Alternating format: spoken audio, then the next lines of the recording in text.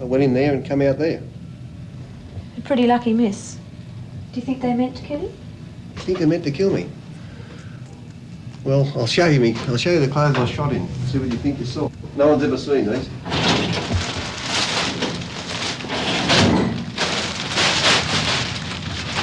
Probably top bottom like to get these.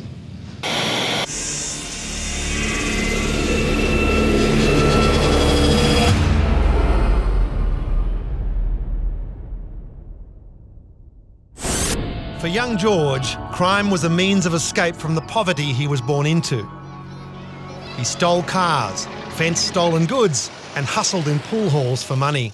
When his mother found him a job as a stable boy with a horse trainer, it began a lifetime connection with the racing industry. But it wasn't long before George returned to his old ways and found himself back before the courts. This time, he was sent to the infamous Gosford Boys' Home. It's a very brutal environment. Back in those days, it was seen as quite okay for the older boys to harm these younger kids in all sorts of ways. Inside the boys' home, George befriended another vicious kid called Stanley John Smith. The two became lifelong friends and partners in crime. George's early career gave no indication really of what he would become because, frankly, as a criminal, he was inept. He had a string of firearm offences against him. He couldn't burgle a house without being caught. Everything he tried as a criminal was a disaster. George spent much of his 20s in jail. During a stretch in Long Bay Jail for safe-breaking, he fell in with another Gosford Boys' Home graduate, Lenny McPherson. Lenny McPherson told George that he wasn't the very best of criminals. He was always getting caught and he should take on SP bookmaking. And as it turned out, it was extremely good advice. Until 1931, punters could only place a bet on a horse race if they were physically at the racetrack and only with a registered bookie. That inconvenience led to the rise of SP, or starting price bookmakers. When Freeman came out of jail, he joined forces with Lenny McPherson and Stan Smith. This trio became known as the Team and governed the East Coast criminal milieu. The Sydney push, as wild and vicious as it was, it loved order. It needed the connections between corrupt police, politicians, and the villains and so forth. It needed a certain amount of order because otherwise there was chaos. So you couldn't afford to have people running around like loose cannons. One such loose cannon was a violent psychopath called Stuart John Regan. He threatened the interests of the Team by exposing corrupt police, some of whom provided the protection the Team relied upon. And funnily enough, he was shot in the laneway outside an illegal gambling place. And out at that gambling place that night, of all people, Lenny McPherson, George Freeman and Stan Smith all happened to have been there that night.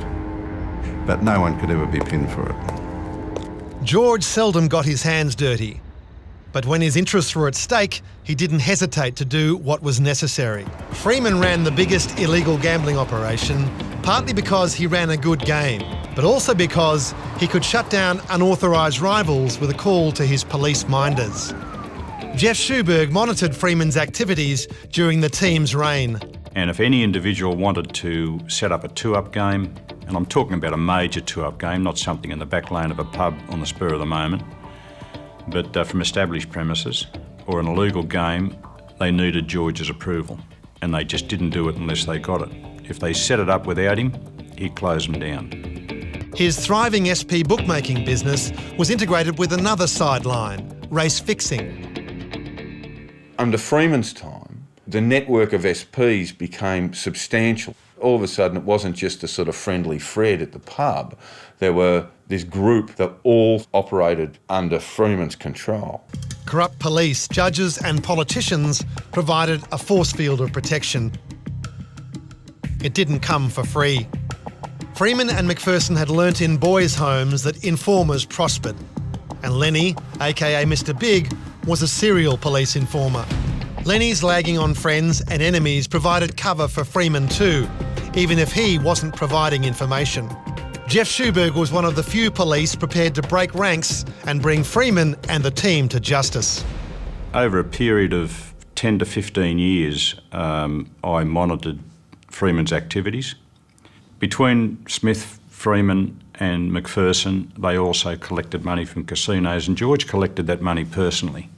And I can remember times when I'd follow him from his home and he'd drive along General Holmes Drive past the airport, sitting on sometimes 90 miles an hour, 100 miles an hour. And I used to say to my colleagues, we'd be better off locking George up for driving in a speed dangerous to the public than trying to get a brief on him with anything else, because George at that stage was protected. He was protected by crooked cops. And if we ever got anything on him, then someone was helping him out and they were feeding information to him about our activities.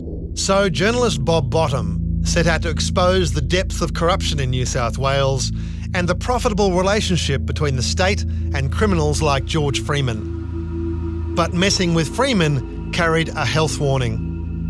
My disclosures and some of the work I did behind the scenes made it difficult for him to deal with people. He was trying to mix with politicians and people like that, and because once he came subject to the attention he did in 78, 79, a lot of those people were starting to cut him off, and he was very annoyed about that. He blamed me for that.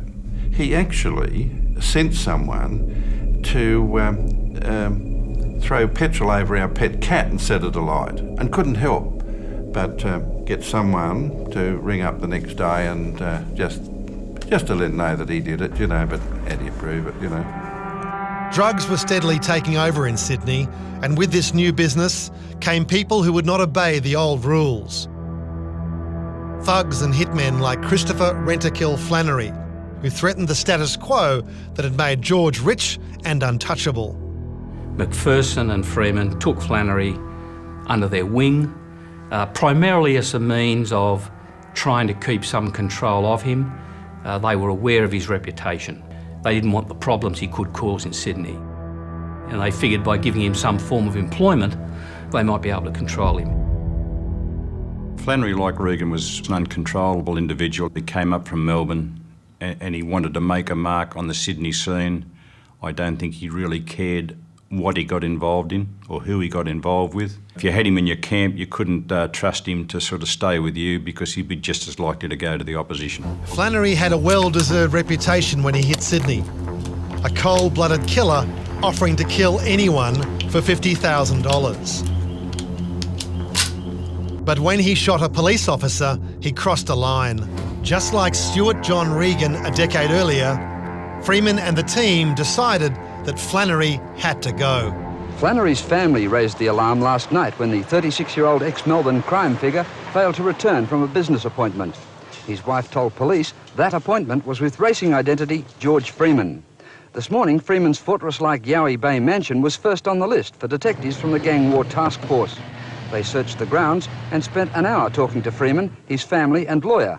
Task Force Chief Inspector John Anderson emerging satisfied that Flannery kept no appointment yesterday at the residence. Yes. Well, it's highly probable that he has been killed, judging on the spate of killings we've had since last November, but we can't confirm at this stage one way or the other.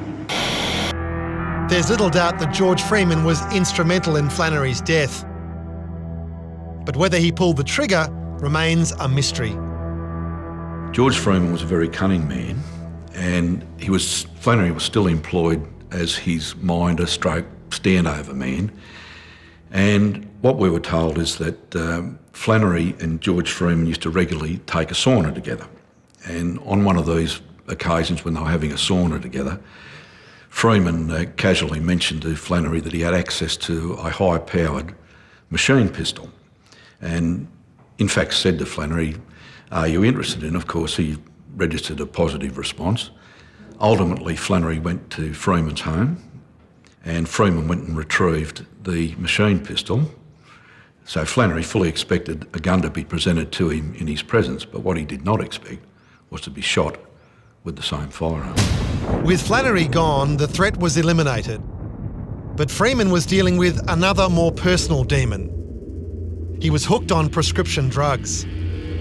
His secret habit began in 1979 after Jackie Muller shot him in the face. He was the stepfather of a woman Freeman was having an affair with. I went in there and come out there. A pretty lucky miss. Do you think they meant to kill him? You think they meant to kill me? Well, I'll show you the clothes I shot in. See what you think you saw. No one's ever seen these.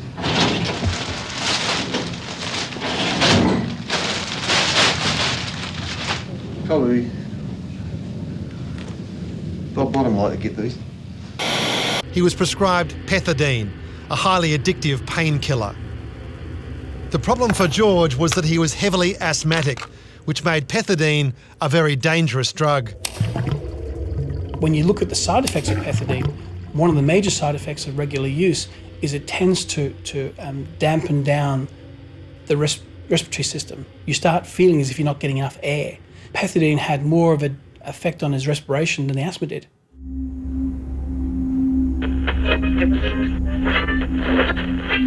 Freeman suffered an asthma attack at his townhouse in Sydney South this morning. It brought on a fatal heart attack. St Stephen's Uniting Church in the city was packed for George Freeman's funeral. There was his best mate, Lenny, the big fella McPherson. I think the greatest gift from God was George Freeman to me. When Freeman died in 1990, he was under investigation by the National Crime Authority for bribery, corruption, illegal gambling, tax evasion and murder. But George managed to avoid it all. He hadn't been in a jail cell since 1968.